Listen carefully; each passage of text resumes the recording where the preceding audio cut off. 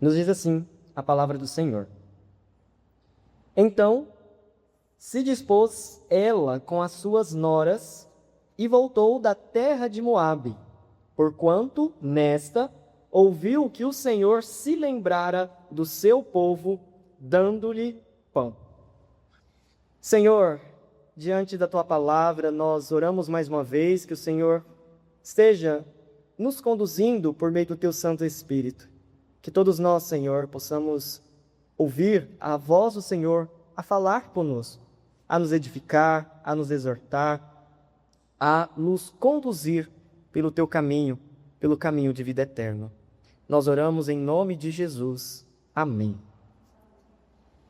Meus irmãos, nós começamos domingo passado falando a respeito das decisões ruins tomadas em tempos de crise. E hoje então pensando sobre o título É Hora de Voltar. É hora de voltar. E aí quando nós pensamos nesse momento de voltar, é onde nós nos esbarramos pensando a nossa realidade, é quando nós nos esbarramos no nosso orgulho.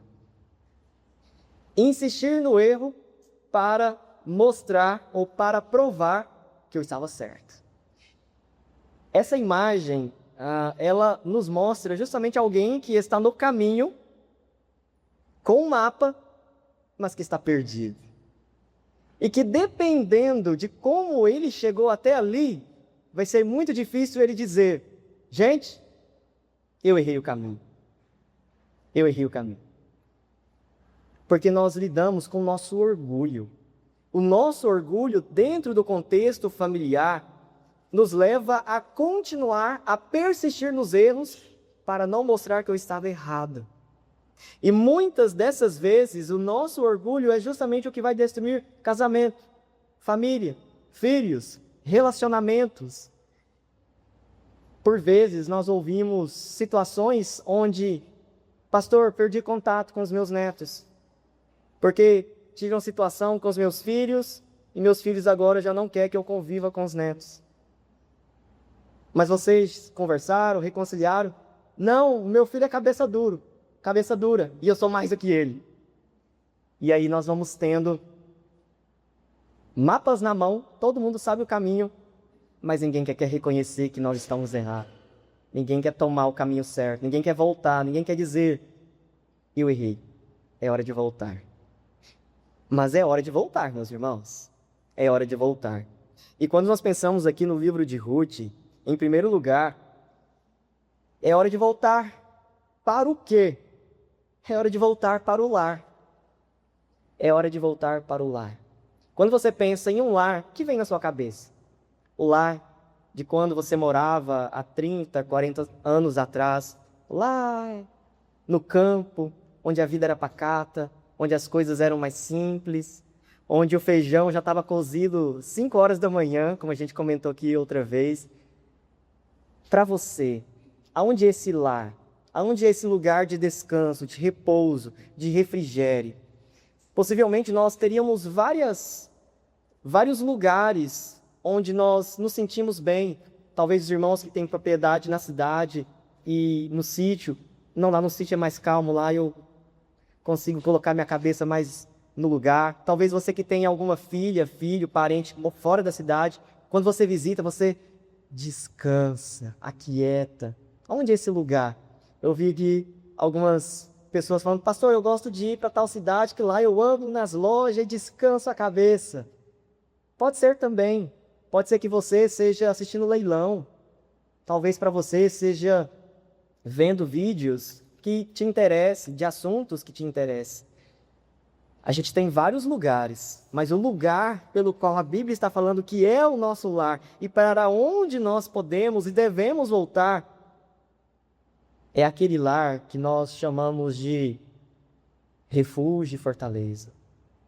É aquele lugar que nós chamamos de a sombra do Altíssimo, debaixo das asas do Senhor, para a presença do Senhor.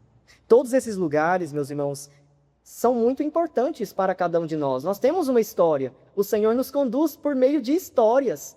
Não é à toa que a Bíblia é repleta de histórias, sejam elas em poesia, seja ela narrada, contada, cantada, são histórias. Mas na nossa história a gente não pode valorizar mais estes lugares que nós temos, mais do que a presença do Senhor. E aqui, Noemi, quando nós nos voltamos para a palavra do Senhor, então se dispôs ela com as suas noras e voltou da terra de Moabe, porquanto nessa terra ela ouviu que o Senhor se lembrara do seu povo. E aqui, para a gente entender algo que está acontecendo, qual que era a relação da sogra com a nora no Antigo Testamento? Como que a gente pode compreender as obrigações ou não que havia entre essas duas pessoas dentro do contexto social? Quando a gente pensa nesse contexto, e nós já vimos que seus maridos, os 2 filhos de Noemi, eles morrem na terra de Moabe, após viverem ali por 10 anos, sem se lembrar, sem querer voltar, sem preparar mala para voltar para a terra de Israel. Como nós falamos, eles levam a vida. Não, aqui está bem, mas lá é a terra do Senhor. Mas aqui está bem, a gente está vivendo, mas lá é a terra do Senhor, lá é o lugar da sua família. Mas aqui estamos vivendo a prosperidade que nós queremos. Mas a prosperidade verdadeira é com o Senhor. Não, mas está tudo bem, aqui é o lugar que eu quero ficar. E eles ficaram por 10 anos ali. Os filhos morrem, e aí fica então Noemi e Orfa e Ruth. A relação então dessas duas mulheres, primeiro, elas tinham a obrigação no primeiro momento de permanecer com a família do marido ou retornar à casa paterna. Mas no primeiro momento ela tinha a obrigação de continuar. Por quê? Porque se tiver outro filho, é ele que vai casar comigo e suscitar descendência àquele que morreu. Só que aqui não é o caso. Aqui, os 2 maridos, ou no caso, os 2 filhos, eles morrem, de modo que os filhos possíveis para dar sucessão não existem. Segunda relação é que as esposas aqui, viúvas, elas poderiam ser liberadas, mas tinha que ter um ritual.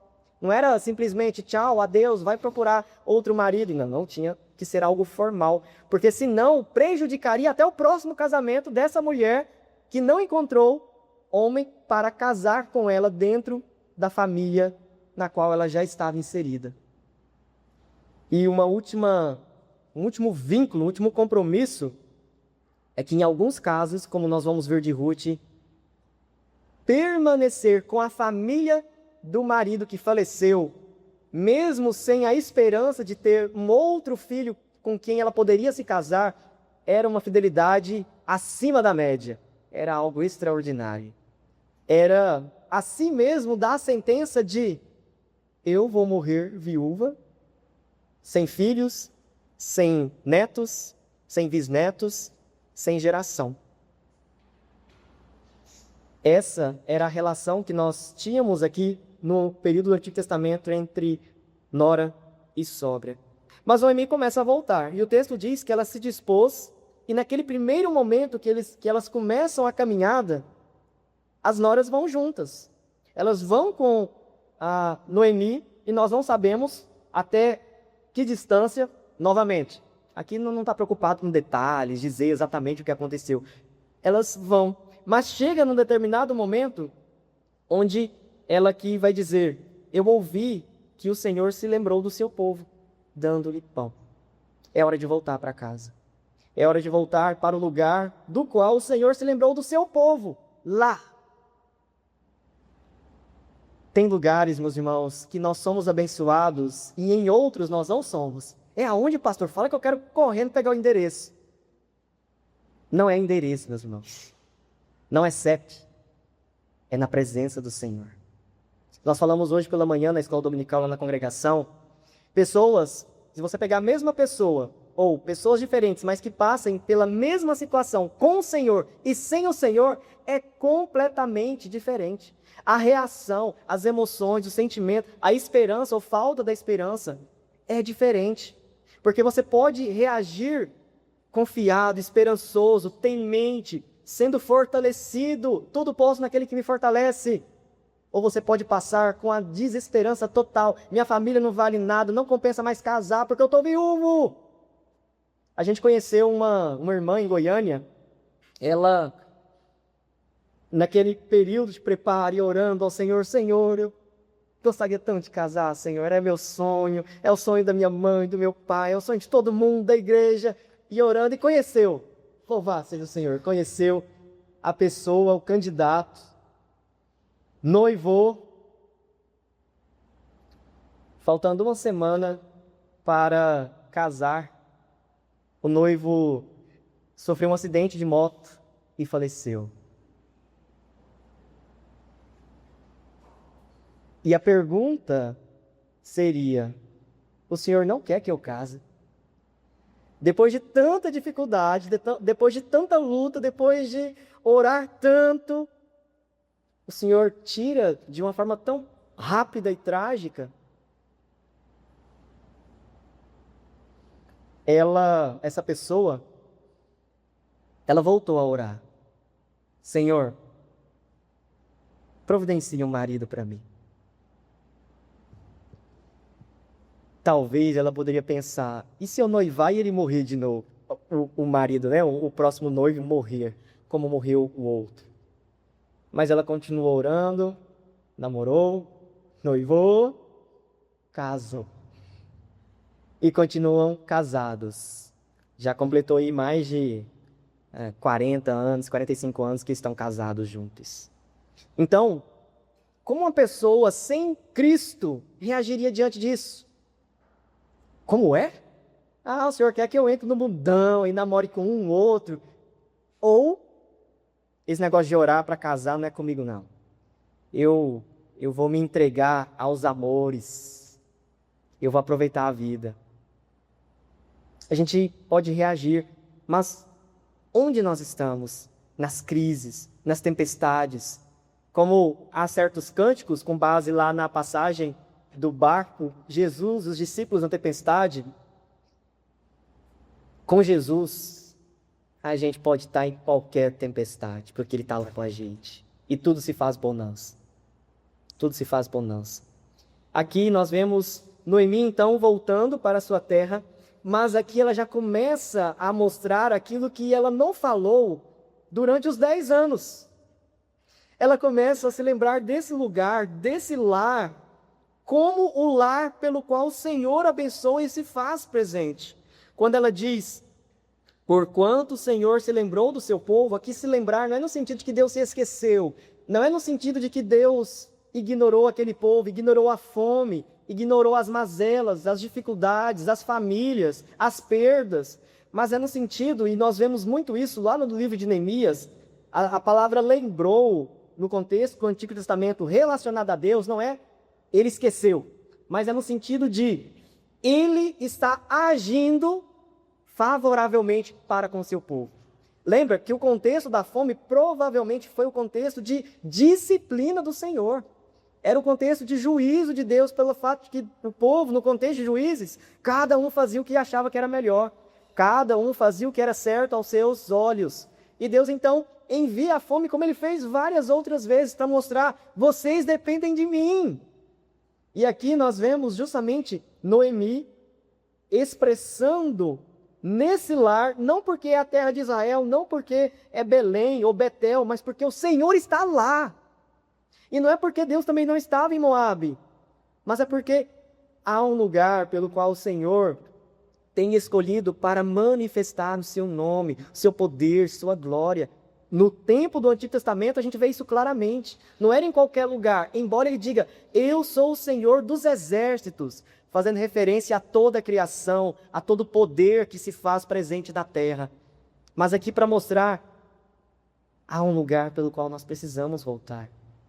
Você que está conosco nessa noite, aonde você está? Para onde você precisa voltar? Talvez você está passando por crises e no seu barco não tem Jesus. Talvez você está passando por crises lá no seu lugar de descanso, mas lá não está o Senhor do descanso. Talvez você está passando por crises, ainda que juntos com a sua família, mas você não está desfrutando da presença do pastor que sustenta e que alimenta as suas ovelhas. Por isso, quando nós pensamos nesse texto, O Senhor se lembra de você e de suas crises para te abençoar. Para te abençoar. Mas é necessário, meus irmãos, que nós nos voltemos ao Altíssimo, ao refúgio e fortaleza, ao socorro bem presente, ao Deus que se encarnou, a Cristo Jesus. A Cristo Jesus. Em segundo lugar, é hora de voltar à esperança. Como nós começamos a ver em Noemi, ela começa a voltar à consciência. Peraí, eu sou crente. Esqueci que eu era crente. Esqueci que eu tenho um Deus que cuida de mim. Olha só, a partir do versículo de número 7, nos diz assim: Saiu, pois, ela com as suas 2 noras do lugar onde estivera, e indo elas caminhando de volta para a terra de Judá, disse-lhes Noemi: Ide, voltai cada uma à casa de sua mãe, e o Senhor use convosco de benevolência, como vós usastes com os que morreram, e comigo. O Senhor vos dê que sejais felizes, cada uma em casa de seu marido. E beijou-as. Elas, porém, choraram em alta voz. E lhe disseram: Não, iremos contigo ao teu povo. Porém Noemi disse: Voltai, minhas filhas, por que iríeis comigo? Tenho eu ainda no ventre filhos, para que vos sejam por maridos? Tornai, filhas minhas, ide-vos embora, porque sou velha demais para ter marido. Ainda quando eu dissesse: Tenho esperança, ou ainda que esta noite tivesse marido e houvesse filhos, esperá-lo-íeis até que viessem a ser grandes? Abster-vos-íeis de tomardes marido? Não, filhas minhas, porque por vossa causa a mim me amarga ter o Senhor descarregado contra mim a sua mão. Veja, aquela mulher que não disse nada quando Elimeleque disse assim: Vamos embora daqui. É a mulher agora que foi despertada pela graça de Deus. É a mulher agora que vai colocar Deus em todas as circunstâncias. É a mulher que vai dizer: que Deus abençoe você, que Deus tenha misericórdia de mim. Tudo isso que eu estou passando não foi Deus Quemos, que era o Deus aqui de Moabe, não foi o acaso, não foi má sorte, não foi azar, não foi olho gordo, não foi macumba, foi o Senhor. Ela vai reconhecendo o Senhor no seu caminho. Lembra? Provérbios capítulo 3, reconhece o Senhor em teu caminho e Ele endireitará as veredas. Você tem lembrado do Senhor? Nós temos nos lembrado de que somos crentes nas adversidades. O que nós temos falado para aqueles que estão conosco, chorando em alta voz. E quantas vezes pessoas vão a consolar cristãos e saem consoladas? Porque chega lá com a ideia de que o mundo acabou, eu vou lá visitar a pessoa porque, coitado, deve estar derretendo de ódio, de tristeza. Aí chega lá: Ô fulano, que bom que você veio me visitar. Nossa, estou preocupadíssimo com você. Como que você está?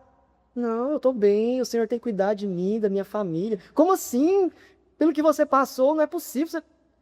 Não, o Senhor tem cuidado de nós, o Senhor tem nos sustentado. E como que é isso? Aí a visita, que seria para a pessoa te consolar, você tem a oportunidade de evangelizar ela. O Senhor tem cuidado de mim. E como que Ele faz isso? E aí você então apresenta o Senhor para essa pessoa.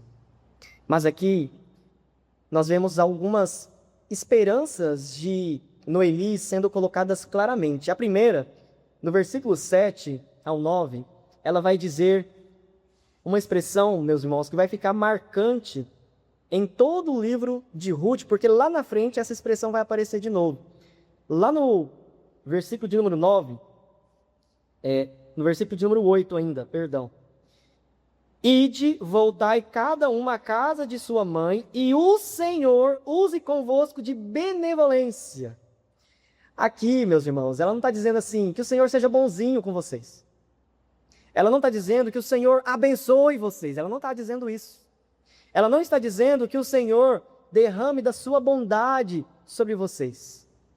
A palavra que é traduzida aqui como benevolência é uma palavra pela qual Noemi usou para justamente mostrar para elas que a responsabilidade, o dever que Noemi tinha de prover marido na falta daqueles que faleceram, ela não pode fazer. Aqui ela tem em mente dois textos muito marcantes. O texto lá da lei do levirato, lá de Deuteronômio capítulo 25, mas ela tem um outro texto que possivelmente é o que está aqui apertando o coração dessa mulher. O texto lá de Gênesis, de Judá e Tamar. Porque lá a Bíblia fala que Judá casou seu filho e o seu filho era mau aos olhos do Senhor e ele morreu. Tinha o segundo. Não, por favor, casou com a viúva, o segundo filho. Continuou fazendo o que era mal aos olhos do Senhor. E lá vai dizer que, no momento, e pelo que nós entendemos, né? Quando diz que ele fazia cair por terra o sêmen, era justamente trazendo a memória, ou trazendo o ensino de que ele se recusava a ter filhos com aquela mulher e, dessa forma, cumprir a sua obrigação para com seu irmão.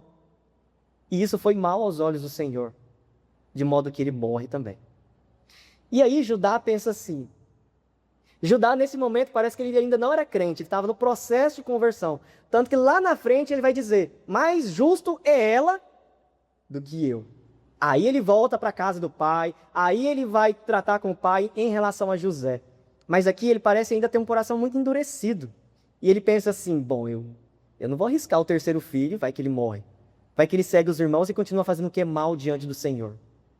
E ele diz assim, olha, o meu terceiro filho, ele é muito novo ainda, não tem idade para casar com você, volte para a casa de seus pais e daqui uns tempos eu vou lá te avisar para você voltar e aí você casa com ele. E o tempo passou. E esse menino cresceu, chegou a idade e nada de chegar mensageiros lá para Tamar dizendo, está na hora de casar, o menino cresceu, agora é homem. Não, o tempo passou. E aí nós temos então a situação pela qual Tamar vai se disfarçar de prostituta. Judá vai então ter relacionamento sexual com aquela mulher e ela então vai ter filhos. E aqui, meus irmãos, possivelmente é o que Noemi está se lembrando. É mal aos olhos do Senhor, porque eu não tenho como suscitar esposo para ela. Eu vou ter que fazer ela voltar para casa diante daquilo que era o meu dever. E aqui, nos momentos de crise, nos momentos que vem a esperança, costuma alterar a esperança com acusações. Eu deveria ter tido mais filhos. Eu deveria ter cuidado mais dos meus filhos. Eu deveria ter feito mais isso, mais aquilo. Meus irmãos, não tem como você alterar o passado. Ah, se eu tivesse a cabeça que eu tenho hoje, lá há 10 anos atrás. Isso é ser muito injusto com você. Isso é sobrecarregar você de tal forma que Deus não faz isso conosco. Deus cobra a gente por aquilo que nós não sabíamos lá no passado. Não, ele diz, conforme vocês têm aprendido, andai de conformidade com o que vocês têm aprendido. O Senhor não cobra aquilo que a gente não tem mais acesso, controle. Noemi aqui, possivelmente ela começa porque ela fala muito sobre casamento. Ela fala que vocês voltem para a casa de sua mãe, e aqui a expressão casa de sua mãe, em vez de falar casa paterna ou casa de vossos pais, era justamente, alguns vão entender que era uma expressão para dizer, volte ao processo de seus pais arranjarem casamento para você. Na cabeça de Noemi, a solução para todos os problemas era casar de novo. Mas, mesmo em meio a esses momentos de acusações e de esperança, acusação, esperança do Senhor, ela diz que o Senhor seja leal com vocês como eu não pude ser. É o que ela está dizendo aqui para essas mulheres. Quando ela diz que o Senhor seja benevolente, a palavra benevolente aqui é justamente lealdade, relacionada a uma aliança. O que ela está dizendo é que o Senhor seja leal com vocês porque eu não fui capaz de ser. Meus irmãos, tem coisas nas nossas famílias que a gente não é capaz de fazer por nós mesmos. E a gente precisa entregar para o Senhor. Tem brigas que a gente infelizmente trava dentro da família, que se não for o Senhor, eu tenho uma triste notícia para você, não vai resolver. Vai continuar brigado, vai continuar separado, você vai ver seus netos, sabe lá quando. Porque se não for o Senhor, você pode mimar, pode fazer o que for, talvez até piore. Para de ficar no meu pé. Eu já disse que você não é bem-vindo aqui. Mas que a gente possa, como Noemi, que o Senhor seja gracioso para com a minha família, para com os meus filhos, para com os meus netos, como eu não pude ser. E através dessa graça de Deus, que eles possam abrir novamente a oportunidade para que eu possa estar com eles. O que ela fala para estas mulheres é isso, meus irmãos. Que o Senhor cumpra o que eu não pude cumprir. Que o Senhor faça o que eu não pude fazer. Que o Senhor resolva o que eu não posso resolver. Eu sou velha. Ela diz isso. Eu sou velha demais, minhas filhas. E ela chama aqui essas mulheres 3 vezes de minhas filhas, mostrando o tanto que ela estava se sentindo, meus irmãos, pesarosa com essas mulheres. Aqui é mais do que vergonha, é quase que um constrangimento, é uma culpa. E aí ela vai dizer, né? A mim me amarga ainda mais, porque o Senhor descarregou contra mim. Vocês não tinham nada a ver com isso, Orfa e Ruth, mas era comigo que o Senhor está tratando, é com a minha família. E vocês entraram.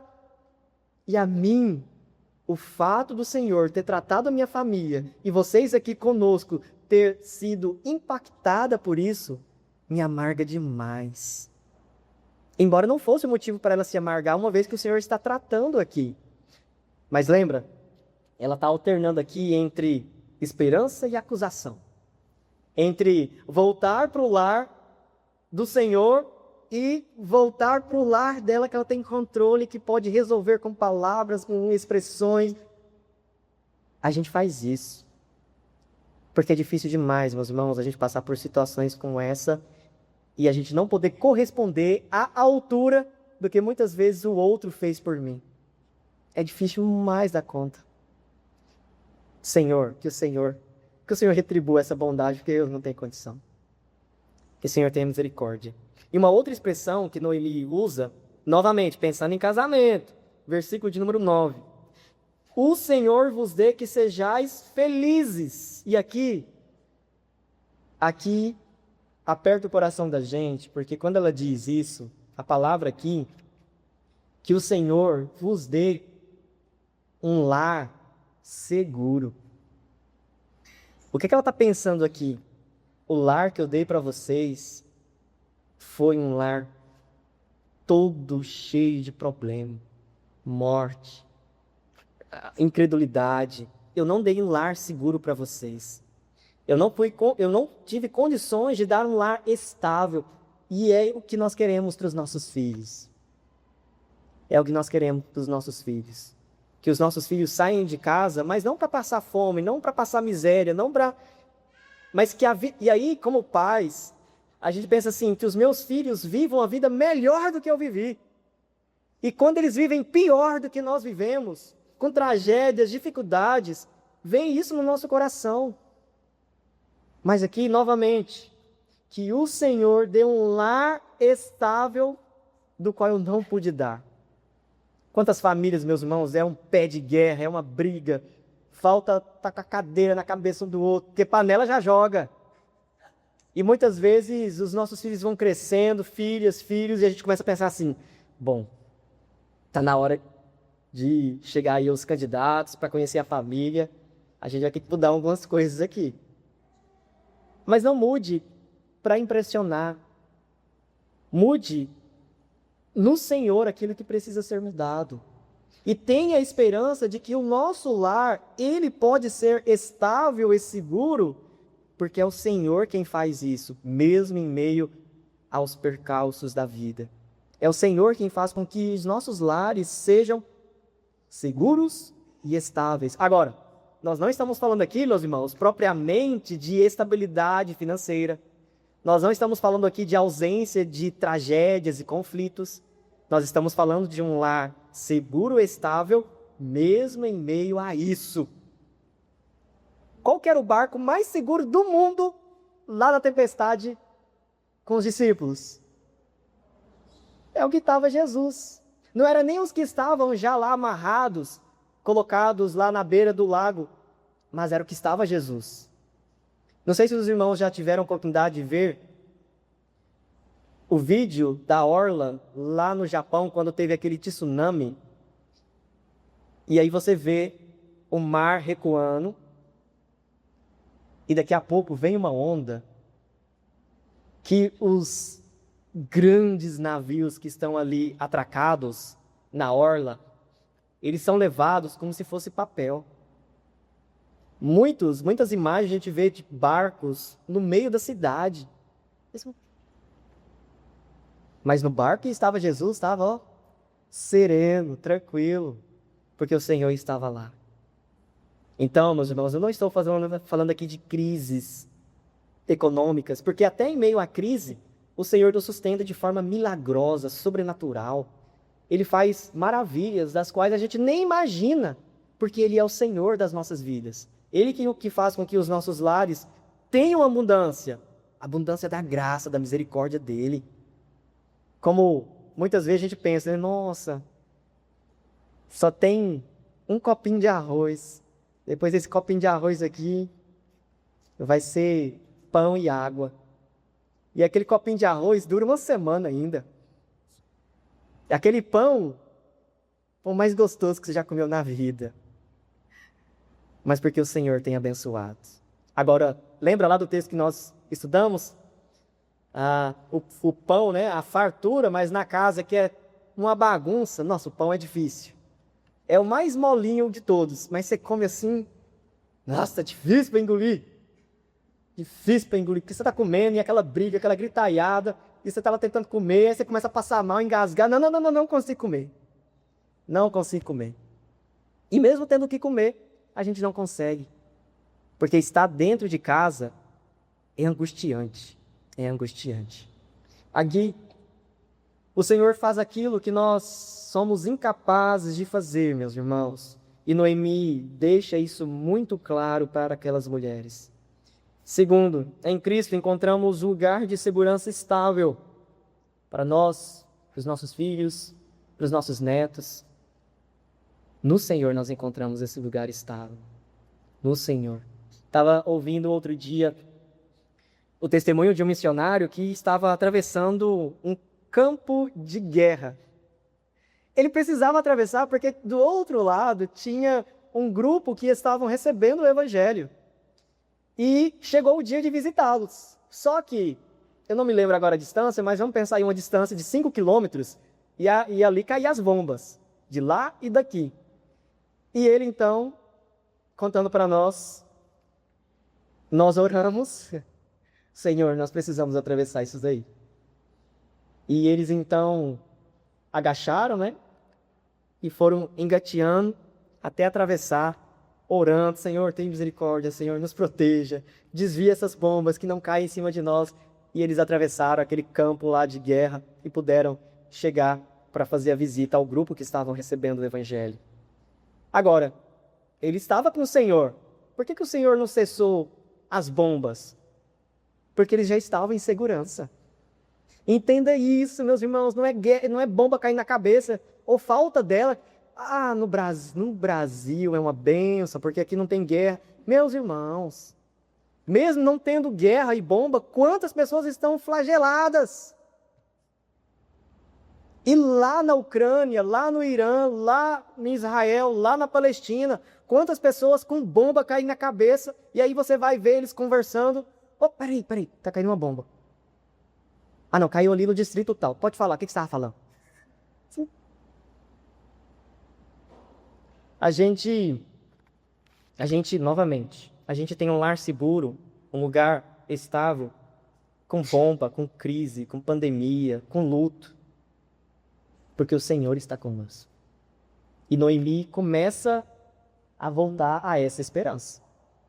Noemi começa a voltar a essa esperança. E em terceiro, e último lugar, é hora de voltar, meus irmãos, ao cuidado. É hora de voltar ao cuidado. Você consegue acolher o cuidado das outras pessoas? Deixa eu te ajudar.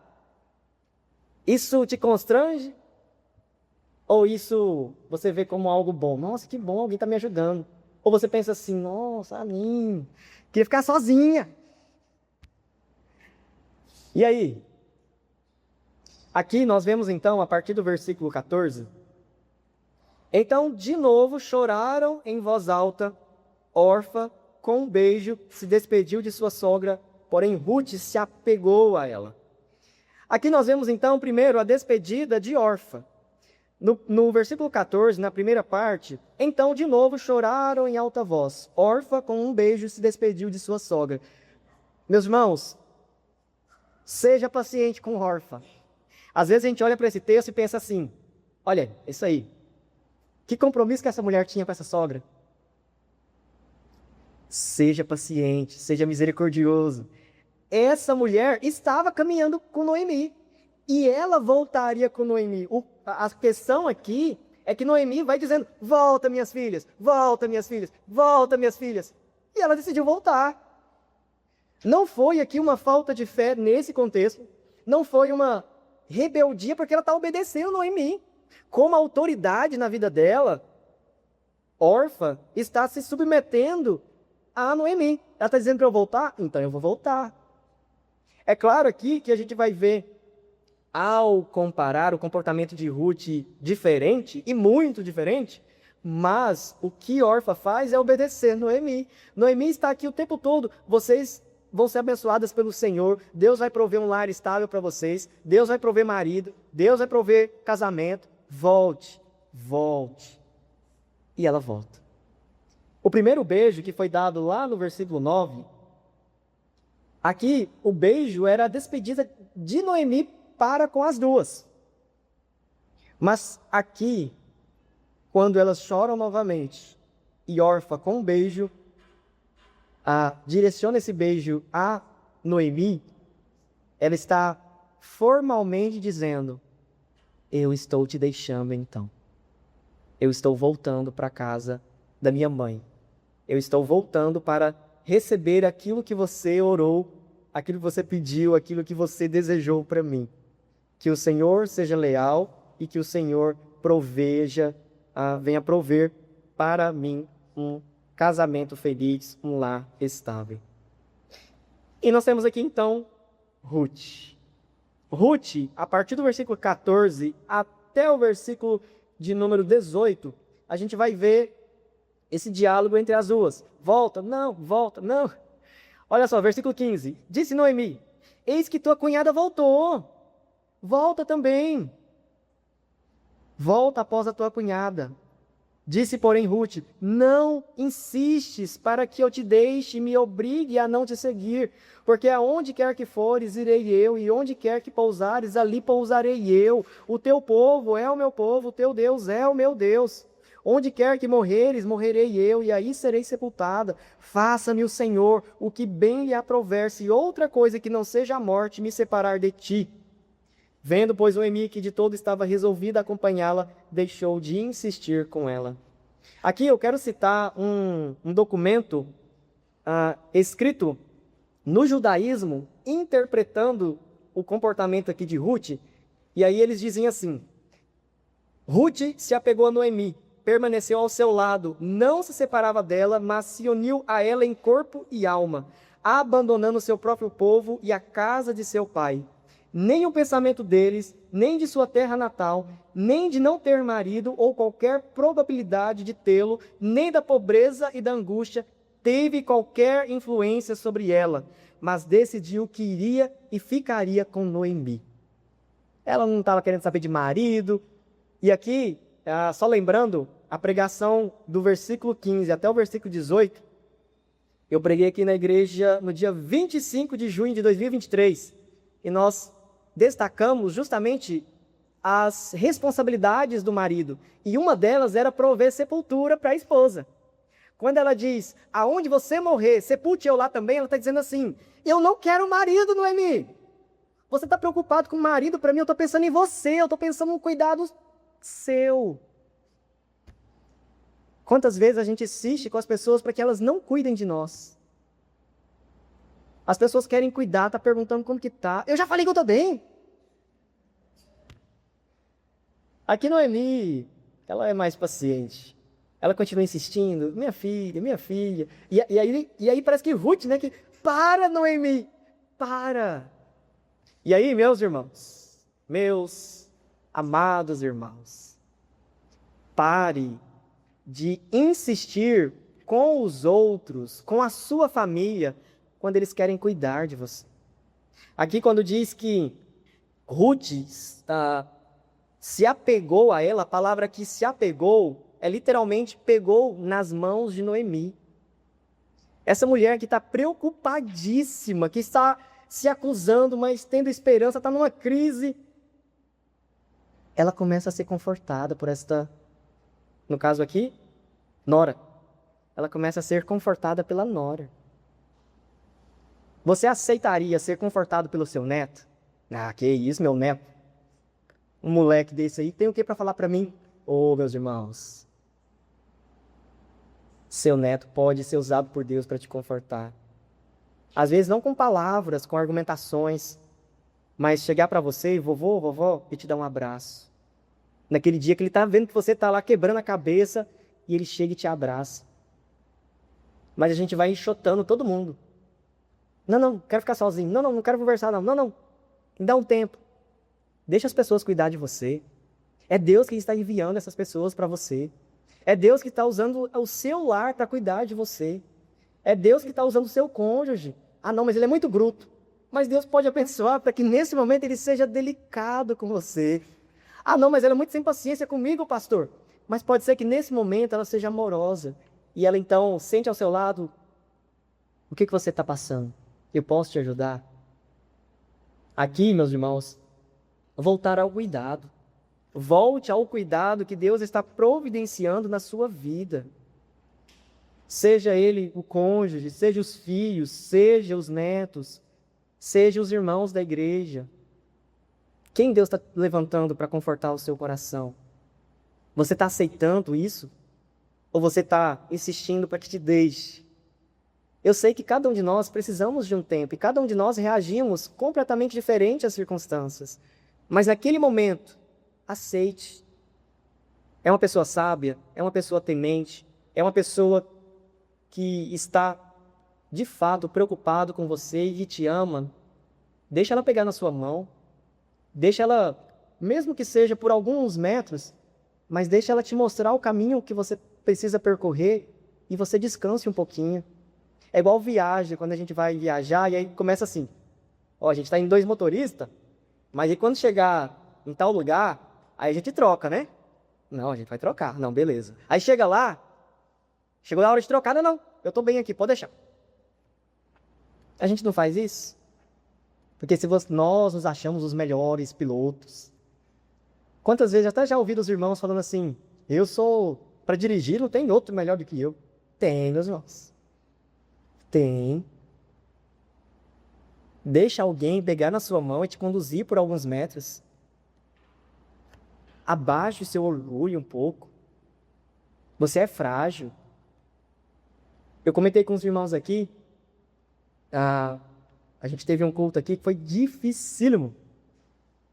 E antes desse culto, eu recebi uma ligação de um irmão, de um pastor, que só ouviu das notícias. Mas que Deus fez com que ele, além das notícias, se preocupasse com as pessoas envolvidas com a notícia. E aí esse irmão ligou e falou assim, Júnior, tá tudo bem? Você vai fazer o culto agora, tá tudo bem? Eu disse, não, meu irmão, tá tudo bem. Tá tudo bem mesmo. Pastor, não tá bem, eu não tô bem. Eu não tô bem, eu não sei como que esse culto vai ser. Não, meu irmão, eu quero orar por você. E meus irmãos, foi uma bênção. Mas, não, pastor, o senhor está querendo interferir aqui no meu pastoreio? Nessa visita que nesse convite que nós recebemos para pregar no aniversário lá de São Miguel do Araguaia, no aniversário de 59 anos da igreja, Aí nós tivemos lá um momento, o pastor José Jean nos recebeu na casa dele, e aí jantamos lá na casa dele, e aí o pessoal foi dormindo, e aí eu falei assim, eu preciso pedir ajuda pro pastor José Jean sobre uma situação. E pensando, né, mas o que ele vai achar de mim? O que ele vai pensar? Como que vai ser depois? Não, mas eu sou... Não, mas... E aí a gente conversando, assim, pastor, eu estou passando por isso, pensando isso, sentindo isso. O senhor pode me ajudar? E ele disse assim, Júnior, Júnior, eu passo por isso há muitos anos. Senhor, meu irmão, então, fale que eu te ouço. E meus irmãos, nós conversamos, no final ele orou comigo e aquilo que estava no meu coração, aquela angústia, foi como o Senhor pegar com a mão e tirar. Agora, de quem vai vir esse cuidado do Senhor na sua vida? Você está disposto a receber? Você está com seu coração aberto para receber o cuidado de outra pessoa? Porque Noemi aqui não estava muito disposta. Ela queria já resolver ali e voltar com seu coração amargurado e lutado. E essa nora vai ser uma bênção na vida dela. Porque essa nora que vai lá depois colher espigas, como a gente vai ver mais para frente, vai chegar em casa e ela, não, minha filha, que bênção, hoje a gente vai comer uma pamonha de doce, um curau. Não era milho, né? Era grãos, trigo. Mas essa mulher vai ser uma bênção para Noemi. Uma bênção tão grande que lá na frente a cidade vai dizer assim, Noemi, essa mulher é melhor do que 7 filhos. Pode ser, meus irmãos, que aquela pessoa que está fazendo falta para nós, com a providência de Deus, de alguém para cuidar de nós, pode ser que seja melhor do que aquilo que nós perdemos.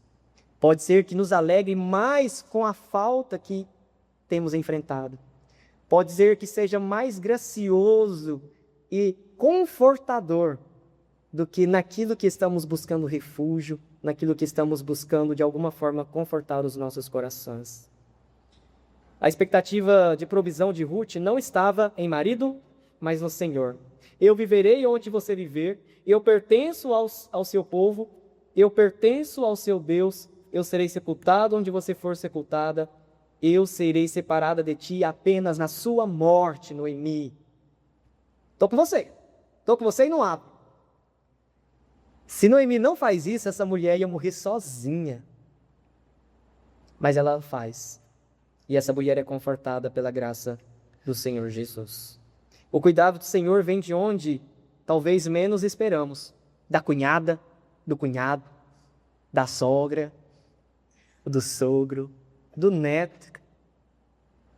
E quanto mais você ajuda a outra pessoa, quando essa pessoa vem te ajudar, a gente tem mais dificuldade ainda. Porque a gente se coloca no papel de, mas é eu que tenho ajudado essa pessoa, como que essa pessoa acha que é agora para me ajudar? Calma, Deus está usando essa pessoa, Deus está cuidando de você. E aí, como aplicação, para a gente encerrar, vamos lá então. Como a família deve agir guiada pelo Espírito Santo, que é então o propósito das nossas mensagens. Primeiro, pare de insistir no erro, sepulte o seu orgulho.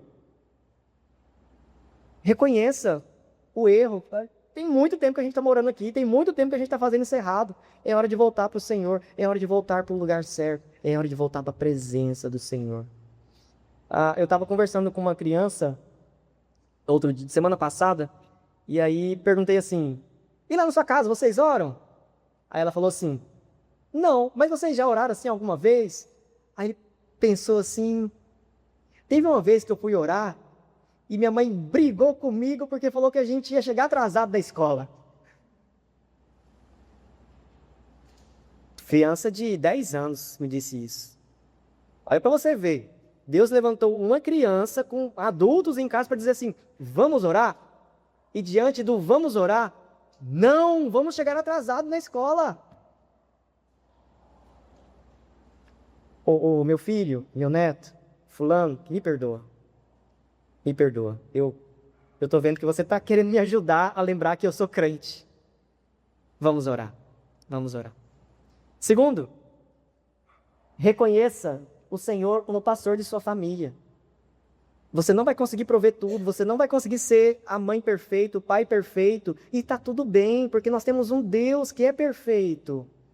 Aqui não é para você também relaxar e dizer, Deus, deixa com Deus, mas seja o mais, cumpra com maior fidelidade possível o seu papel de mãe, de pai, de sogro, de sogra, de nora, de filho, de neto, mas entenda que a perfeição está no Senhor.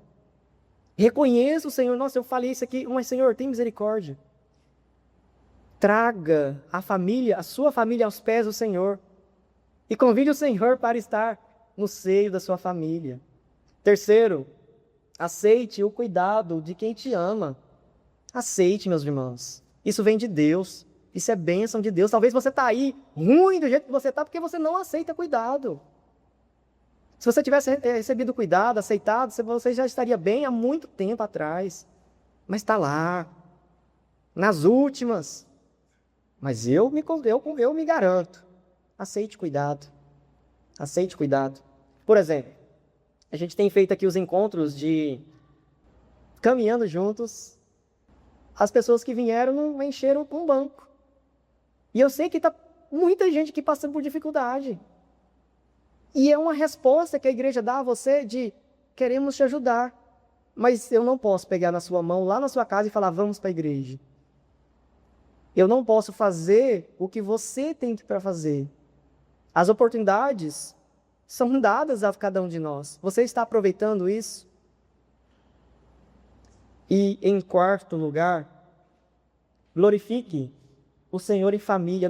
Não, pastor, eu já faço isso lá no meu quarto. Não, meus irmãos, faça isso também, mas chama a família. Gente, vem aqui, vamos sentar aqui. Nós vamos louvar a Deus pelo cuidado dele na nossa família. A gente vai louvar a Deus porque vocês fizeram faculdade, porque Deus proveu condições para eu pagar para vocês. Nós vamos louvar a Deus porque mesmo passamos por essas tragédias, mas o Senhor está conosco. Nós temos família, mas a gente glorifica o Senhor sempre sozinho. Chama a família, ensina seus filhos a glorificar o Senhor. Ensine os seus filhos, suas filhas, seus netos, de que o Senhor é o seu Deus. Para que a sua família não cresça recebendo da bênção de Deus e achando que é porque Ele é muito bonito e muito amado por você. Não é somente isso, mas é porque o Senhor tem cuidado de você. Reúna a família em volta da mesa. Nós vamos louvar ao Senhor. Porque essa família está aqui hoje porque Deus cuidou de nós. Faça isso. Continue fazendo sozinho, no seu culto particular, mas faça isso também de forma que venha a evangelizar e dar testemunho. A dar testemunho. Nós encerramos nossa pregação e gostaria de convidar os irmãos para que nos coloquemos de pé. Vamos falar com o nosso Deus neste momento. Senhor, nosso Deus, nós estamos com as nossas famílias diante do Senhor. Nós estamos, ó Deus, reunidos porque reconhecemos que, se não fosse o Senhor, nós teríamos já destruído a nossa família. Reconhecemos também, ó Deus, que nós não conseguimos prover tudo quanto gostaríamos para o nosso lar. Ainda que nós tentamos, ainda que nós alvejemos, ainda que nós façamos de tudo e corramos e trabalhemos, é o Senhor, ó Deus. É o Senhor que é perfeito. É o Senhor que é leal. É o Senhor, o Deus perfeito. E que conhece não apenas aquilo que falamos, mas aquilo também que sentimos. Aquilo que temos, ó Deus, pensado. É o Senhor. Abençoe, ó Deus, a nossa família. Seja as crises pelas quais passamos, mas o Senhor está conosco. Abençoe cada lar aqui, ó Deus. Diante dos relacionamentos que estão quebrados, que o Senhor venha restaurar com a Tua graça, que o Senhor faça aquilo que nós não conseguimos fazer, Que o Senhor junte famílias, ó Deus, que estão já distanciadas. Que o Senhor, ó Deus, derrame graça sobre os nossos lares, para que possamos voltar a conviver com os netos, com os filhos, com noras, com os filhos, com os nossos pais, com aqueles, ó Deus, que tanto tempo nós já não sentamos à mesa com bom humor e com amor. Que o Senhor, ó Deus, esteja conduzindo as nossas vidas, abençoando as nossas casas e os nossos lares. A cada um que está aqui, ó Deus, presente, abençoe. Derrame, ó Deus, da tua bênção sobre as nossas vidas, sobre as nossas casas, e que possamos juntos glorificar ao Senhor. Use, ó Deus, este tempo de meditação na tua palavra para nos moldar, para nos repreender, para fazer em nós aquilo que é do teu querer e da tua vontade. Desperta-nos, ó Deus, e leva-nos a desfrutar de um avivamento que vem do Senhor, para que estejamos prontos para te servir e aceitar sermos servidos quando o Senhor enviar providência através dos nossos familiares e através dos nossos irmãos. Nos leve, ó Deus, a andar humildemente com o Senhor, o nosso Deus, para que o teu nome seja honrado e glorificado. Nos abençoe, nós oramos, e que a graça do Senhor Jesus Cristo, que o amor de Deus Pai e as consolações do Espírito Santo esteja sobre todos nós, irmãos, e sobre todo Israel de Deus, sobre a face da terra. Amém. Amém.